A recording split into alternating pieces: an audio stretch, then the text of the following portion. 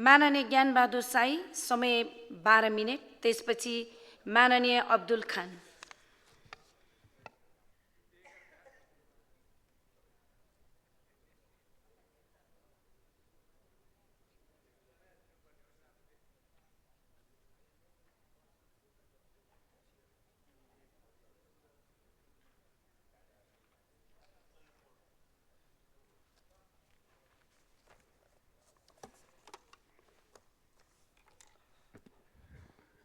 सम्माननीय सभामुख महोदय, माननीयज्यूहरू, अब हामी नीति तथा कार्यक्रममाथि छलफलमा सहभागी भएका छौँ। अब आशा के हो भने यहाँ छलफल भइसकेपछि नीति तथा कार्यक्रममा चाहिँ केही बुदाहरू, केही हरफहरू परिवर्तन होस्, पछि आउँदाखेरि पनि यो कुरालाई समेटेर चाहिँ आओस् भन्ने हो। तर यहाँभन्दा अगाडि पनि त्यस्तो कुराहरू त भएको छैन। यो वर्ष हुन्छ कि भन्ने एउटा आशा हो। र यो नीति तथा कार्यक्रम आउँदै गर्दा सरकारले चाहिँ यो नीति तथा कार्यक्रमभन्दा बाहिरको कुरा पनि जबरजस्ती यहाँ छिराएको देखियो। यो हाम्रो यो नीति तथा कार्यक्रमको यो नीलो किताबको पेज नम्बर 2 मा स्पष्ट लेख्यो, नेपालको संविधान अन्तर्गत बसेर यो नीति तथा कार्यक्रम आएको हो जस्तो मलाई लाग्छ। तर नेपालको संविधानको धारा 17 को उपधारा 17 को क मा जसरी तपाईको फरक विचार राख्ने मान्छेलाई पनि सम्मान गर्ने स्वतन्त्रताको हक भन्ने कुरालाई नै निस्तेज पारेर यो नीति तथा कार्यक्रममा उल्लेख गरियो। सरकारले चाहिँ राष्ट्रपतिलाई जबरजस्ती पढ्न लगायो जस्तो लाग्छ मलाई। त्यो भए हुनाले यसमा चाहिँ राष्ट्रिय प्रजातन्त्र पार्टी हाम्रो चाहिँ खेद प्रकट गर्न चाहन्छौँ र यो हामी स्वीकार्न तयार छैनौँ, सबभन्दा ठुलो कुरा। र अर्को कुरा रह्यो, अब यो यहाँ अघि धेरै मान्यज्यूहरूले बोल्नुभयो, जवाब दिनु त पर्छ जस्तो मलाई लागेको थिएन।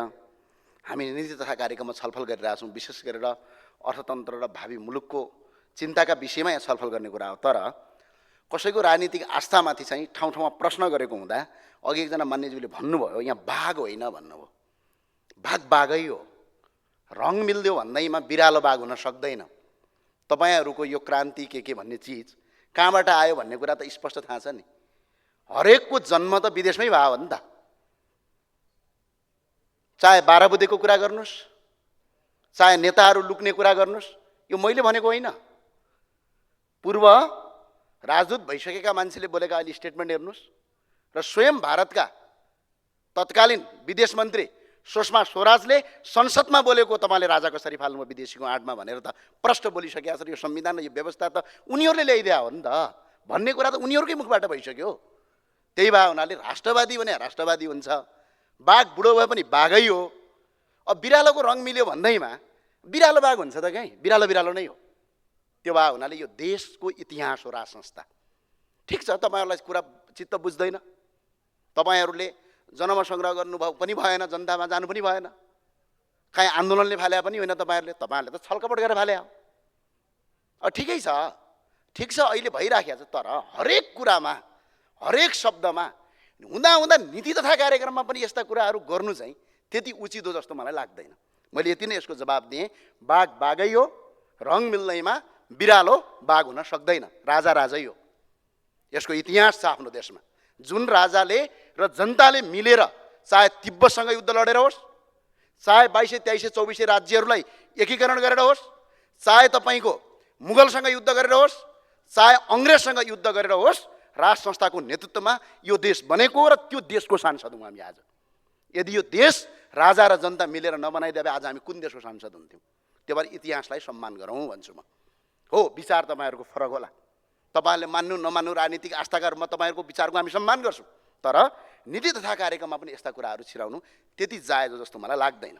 र म नीति तथा कार्यक्रममा गएँ। अहिले सबभन्दा पहिला चाहिँ हाम्रो देशको आर्थिक अवस्था कस्तो छ, यो अघिल्लो बजेटलाई मात्रै हामीले मध्यनजर गर्ने हो भने 15 खर्ब 7 अर्ब 84 करोड रुपियाँ खर्च चाहिँ हामीले चाहिँ तपाईँको प्रशासनिक खर्च गर्ने भनेर छुटाएका छौँ। यानि कि 81.0.5% पैसा हामीले चाहिँ प्रशासनिक खर्च गर्ने भन्यौँ। झन्डै हामीले राजस्व उठाउने लक्ष्य 12 खर्ब 60 अर्ब 30 करोड लग्यौँ।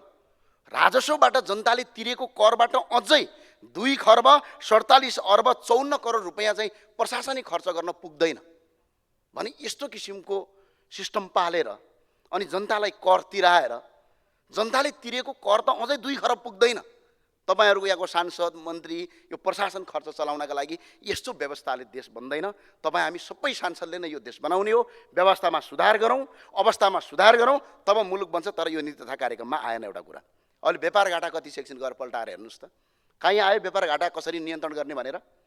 14 खरब 40 अर्ब रुपियाँ व्यापार घाटा छ।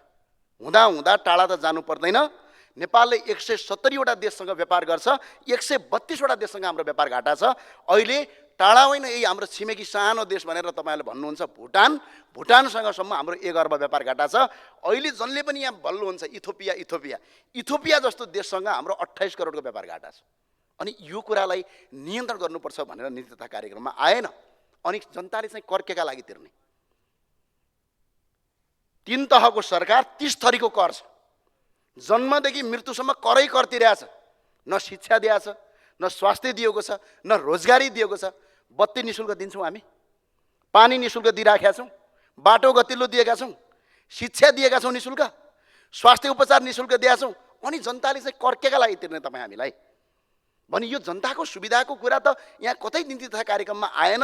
त्यो भए हुनाले यो चाहिँ आउनुपर्छ भन्ने कुरा मलाई लाग्छ। अब ऋण ल्याई गर्नुपर्ने।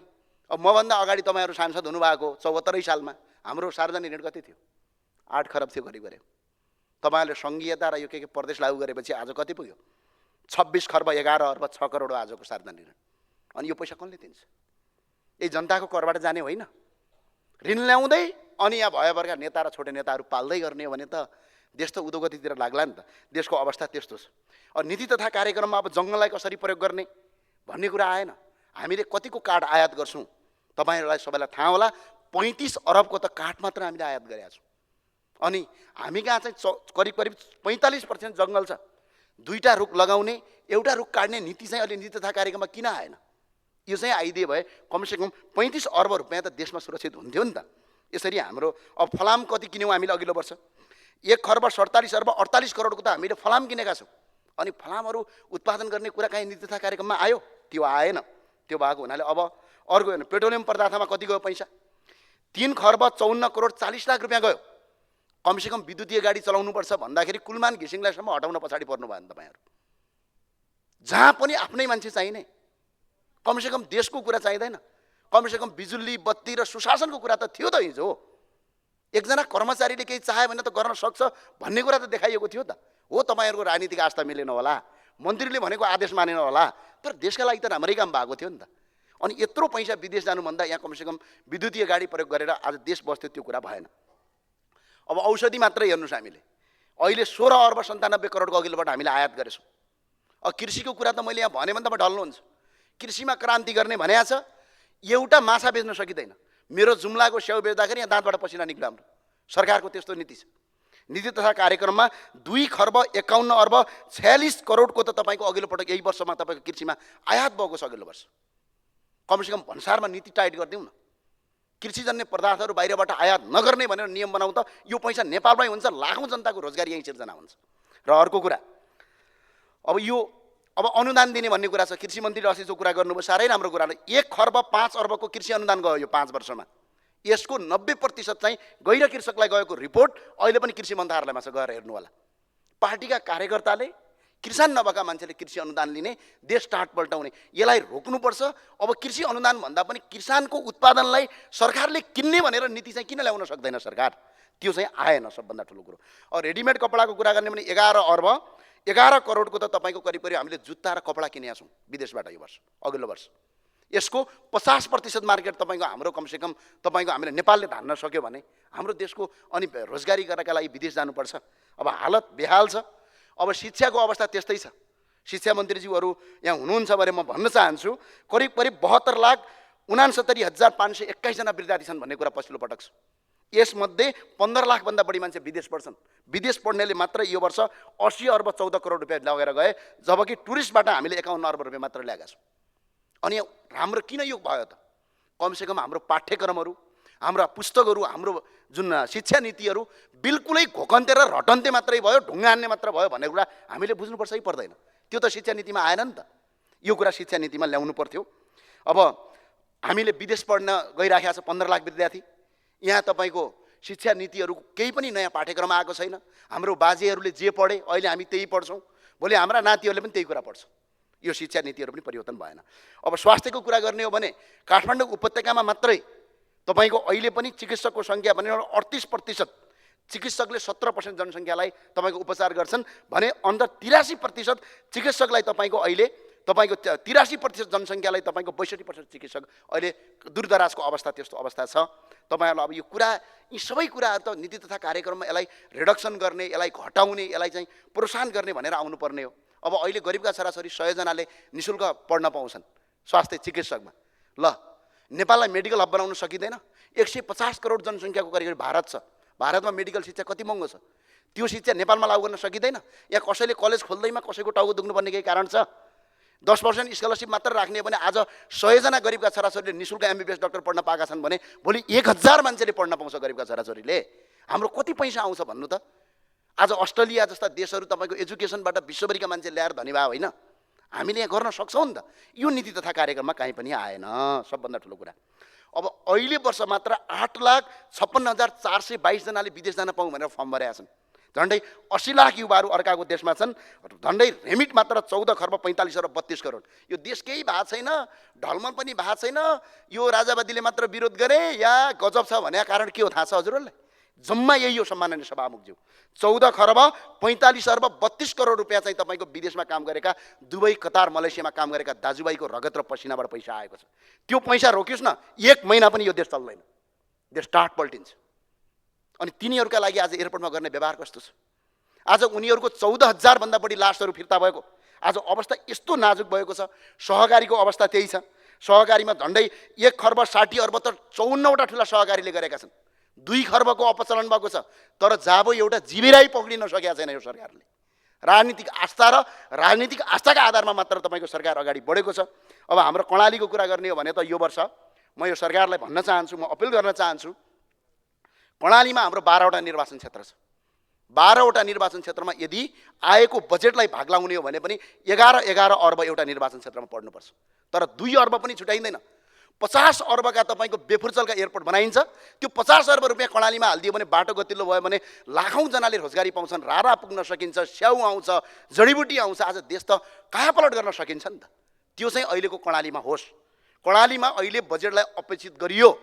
पहिलोको सरकारको जस्तो यदि गतिविधि गरियो भने संसदमा पनि हामी आन्दोलन गर्छौँ, सडकमा पनि गर्छौँ र सरकारलाई त्यसपछि यो अवस्थालाई धान्न सरकार मुस्किल पर्छ। कर्णालीलाई यो वर्ष हेप्ने प्रवृत्ति अगाडि नबढाइयोस्। हामीले क्षतिपूर्ति सहितको माग गर्नुपर्ने कर्णालीको अवस्था छ। र अहिले पछिल्लो पटक चलचित्र हेर्नुहोस् त, 70 करोडभन्दा बढी चलचित्रमा विदेशीले पैसा लगाएको छ। 150 करोडको मार्केट छ। कमसेकम आज डोनाल्ड ट्रम्पले तपाईँको चलचित्रको नियम ल्याइदियो नि, विदेशमा पढेको चलचित्रलाई के गर्नु? यहाँ त विदेशी चलचित्रलाई कसरी प्रमोट गर्ने भन्ने छ। त्यो भए हुनाले सम्माननीय सभामुख महोदयज्यू, अब मैले परराष्ट्र नीतिको कुरा गरेँ। परराष्ट्र नीति पञ्चशीलताका आधारमा हुनुपर्ने हो कि घोप्टे मुन्टेका आधारमा हुनुपर्ने हो? गएको छ, आएको छ, मन्त्री बन्धक बनाएको छ, यहाँको एउटा सामान्य मान्छे आज लाइन लगाएर भेटेको छ। अब परराष्ट्र नीति त पञ्चशीलताका आधारमा हुनु पर्ला नि त, घोप्टे मुन्टे र चेप्टेको आधारमा त नहुनुपर्ने होला नि त। त्यो भएर आज पनि भुटानिजहरू जो नेपाली भाषी छन् उनीहरूलाई आज तपाईँको भुटानबाट अमेरिकाबाट निकालेर भुटान ल्यायो, भुटानबाट फेरि नेपाल आएको छ, परराष्ट्र मन्त्रालय मौन छ। आज उनीहरूको समस्या परराष्ट्र मन्त्रालयले समाधान गर्नु पर्दैन। त्यही भएको हुनाले सम्माननीय सभामुख महोदय, एकपटकको नेपाली सधैँको नेपाली हो। तर आज के गरिरहेछ? जसका पुर्खाले हिजो यो देश बनाए, अङ्ग्रेजसँग लडेर होस्, तिब्बतसँग लडेर होस् र मुगलसँग लडेर होस्, आज तिनका सन्तानहरूलाई विदेशी बनाइएको छ। जसका पुर्खाहरू हिजो नेपालका विरुद्धमा लडे, आज तिनका सन्तानलाई नेपाली बनाइएको छ वंशजको नागरिकता त्याग गरेर। संसारका कुन देशमा छ वंशजको नागरिकतासम्म क्यान्सल गर्ने भन्ने? आज यो अवस्था सृजित गरेर नेपाललाई तपाईँको गैर नेपाली बनाउन पाइन्छ? त्यही भएर एकपटकको नेपाली सदाको नेपाली हुनुपर्छ। उनका पुर्खाहरूले बनाएको सम्मानज्यू, म 1 मिनट मात्र लगाएँ सम्मानज्यू। त्यो भए हुनाले यो नीति तथा कार्यक्रममा चाहिँ आउनुपर्ने कुराहरू आएन। अब आओस् पनि कसरी? हामी जन्मिँदाखेरि प्रधानमन्त्री भएका मान्छेहरू फेरि अहिले पनि प्रधानमन्त्रीको लाइनमा छन्। यो कहिलेसम्म हुने हो? 1 कक्षा फेल भयो भने त दोस्रो कक्षा जान पाइँदैन थियो स्कुलतिर। यहाँ त 5-5 पटक 6-6 पटक फेल भयो भने फेरि प्रधानमन्त्रीको लाइनमा लाग्नुपर्ने। यो अवस्था भएन। अवस्था व्यवस्था दुइटै सुधार्नुपर्छ। यो देशमा कर्मचारी सुरक्षित छैन, सुरक्षाकर्मी सुरक्षित छैन, पत्रकार सुरक्षित छैन, स्वास्थ्यकर्मी सुरक्षित छैन, शिक्षक सुरक्षित छैन, युवाहरू सुरक्षित छैनन्, कलाकार सुरक्षित छैनन्, उद्योग व्यवसाय सुरक्षित छैन। सुरक्षित सिर्फ माफिया र बिचौला मात्र सुरक्षित छ यो देशमा। मान्य सदस्य समय सम्माननीय सकियो। सभामध्ये यी कुराहरूको गौर गरियोस्। गौरका साथ आउँदाखेरि चाहिँ अब गतिल्लो आओस् भनेर छलफल गर्ने हो। अझ फेरि यो काटोकुट्टो भैँसिकन मान्य सदस्य मैले गरियोस्। काटिसकेँ। धन्यवाद।